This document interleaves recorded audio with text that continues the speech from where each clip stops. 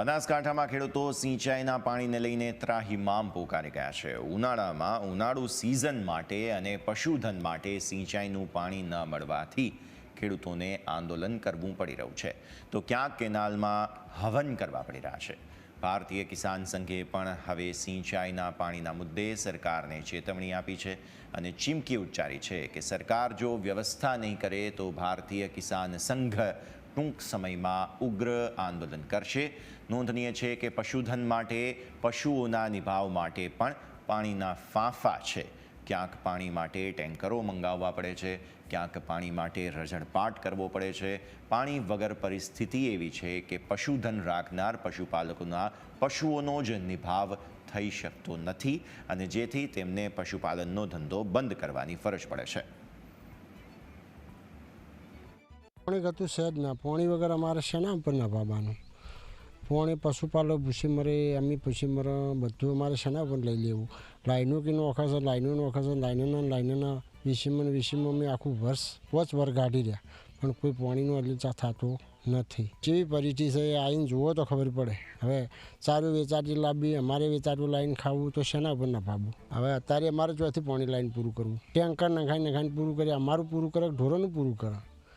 ખેતર પડ્યા છે, બાઠા જેવા પડ્યા છે, શેના પર શેડના પૈસા હાલવા, શેના પર અમારે ખાવાનું કરવાનું, શેના પર નભાવવાનું। 2025નું વર્ષ ખેડૂતો માટે ખૂબ દુષ્કાળનું વર્ષ છે। ભયંકર વિકટ પરિસ્થિતિ છે। અત્યારે ખેડૂતોને 1 ફુવારો, 2 ફુવારા કે 5 ફુવારા સુધીનું પાણી છે।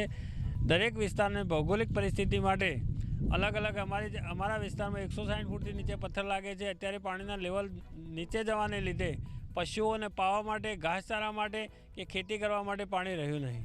હજારો લોકોની આજીવિકા છીનવાઈ રહી છે। લોકોને જમીન વેચવી પડે, પ્રસંગો કરવા માટે, બાળકો ભણાવવા માટે એવી પરિસ્થિતિ નિર્માણ થઈ છે।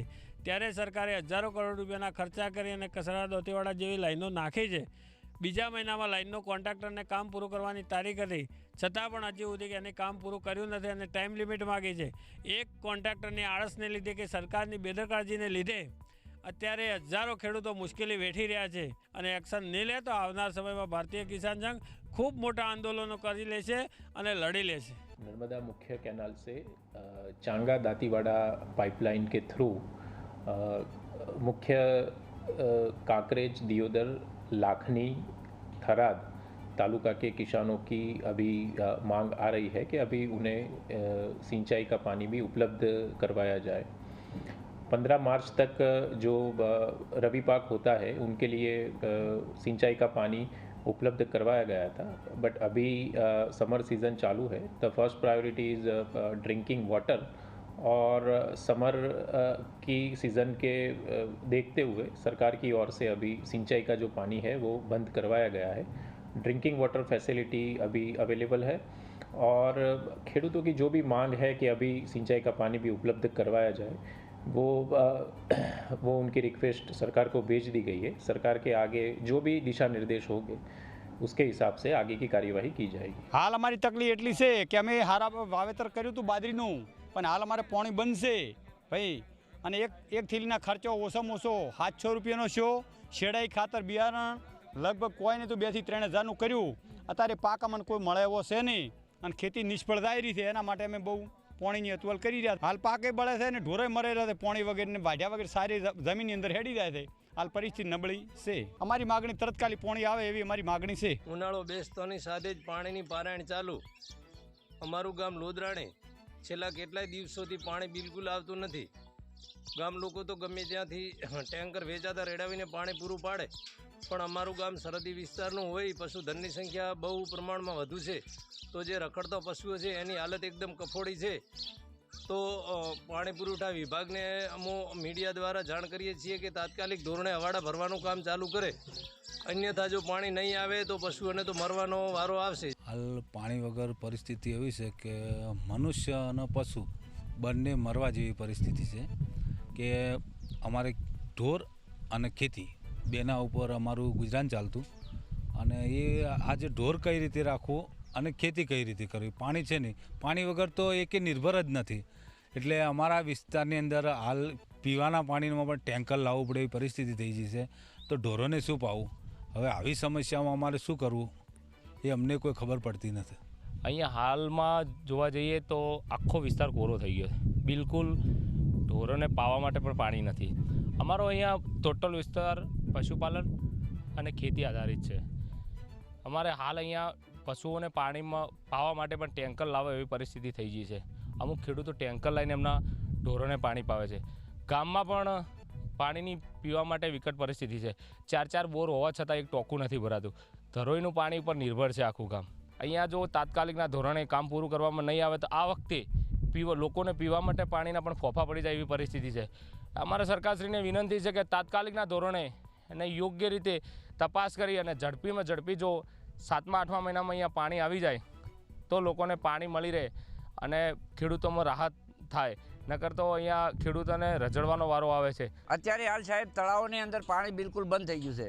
સરકારશ્રીને અમે નમ્ર વિનંતી કરે છે કે કોઈ પણ ભોગે પાણી ચાલુ કરી પાઇપલાઇનમાં નાખે કે કેનાલોમાં નાખે તો અમારા તળિયે હચવાઈ રહે. હાલ અમારે પાણી બોરમાંથી ઊંડે જતા રહ્યા છે. અમે કોલમ પણ પાસે તો સીધા બોરને અડવા એટલે યાર આવે છે. અમારી મોટર બોરમાં પડી જાય તો અમારે મોટર કાઢવાના 10,000 રૂપિયા ખર્ચો. મેં કાલે મારે 40 ફૂટ કોલમ ઉતારી 20,000 રૂપિયાનો ખર્ચો કર્યો છે. હાલ અમારો પાક બળી રહ્યો છે, ઘાસચારો બળી રહ્યો છે, ઢોર પણ પાણી વગર તડફડી રહ્યા છે. એટલે હાલ પોઝિશન અમારે તાત્કાલિક કોઈ પણ ભોગે તળાવો ભરે અને થોડું ઘણું પાણી તળાવોમાં આવે તો અમારું તળિયું હચવાય તો અમે બોર પણ ચાલુ રાખી શકીએ. બનાસકાંઠા જિલ્લો એ પશુપાલન અને ખેતી ઉપર આધારિત જિલ્લો છે. કહી શકાય કે બનાસકાંઠામાં છેલ્લા કેટલાક વર્ષોથી જે પાણીના તળ છે તે ઊંડા ગયા છે. જે ખેડૂતો છે બનાસકાંઠાના એમને અત્યારે હિજરત કરવાનો વારો આવે એવી પરિસ્થિતિનો નિર્ભર થઈ છે. કહી શકાય કે બનાસકાંઠાના કેટલાક તાલુકા છે ત્યાં આગળ તો જે જમીનો છે તે અત્યારે જંગલ વિરાણ રણ જેવી બની ગઈ છે. ત્યારે અત્યારે ખેડૂતોને પાણી માટે કેટલાક આંદોલનો કરવા પડે છે. આંદોલનો બાદ ખેડૂતો સરકારે જે પાઇપલાઇનો દ્વારા કામ પણ શરૂ કરાવ્યું હતું, પરંતુ છેલ્લા કેટલાક સમયથી જે કામ છે તે અટવાયેલું પડ્યું છે અને અત્યારે ખેડૂતો છે તે ખેતી વિના અત્યારે પરિસ્થિતિ ભોગવી રહ્યા છે. ત્યારે અત્યારે ખેડૂતો કહી રહ્યા છે અગાઉ પણ જે આંદોલનો કર્યા હતા એ ફરી આંદોલનો ના કરવા પડે તે હેતુસર સરકાર તાત્કાલિક ધોરણે જે પાઇપલાઇનો છે પાઇપલાઇનો દ્વારા તળાવો ભરવામાં આવે અને તળાવો ભરીને જો ખેડૂતોને પાણી મળે એવું અત્યારે જો ખેડૂતો છે તે કહી રહ્યા છે. નહીં તો આગામી સમયમાં ખેડૂતો છે તે ઉગ્ર આંદોલન કરે તેવી અત્યારે તો ચીમકી ઉચ્ચારી રહ્યા છે. Ratansinh Thakor, news capital, Banaskantha.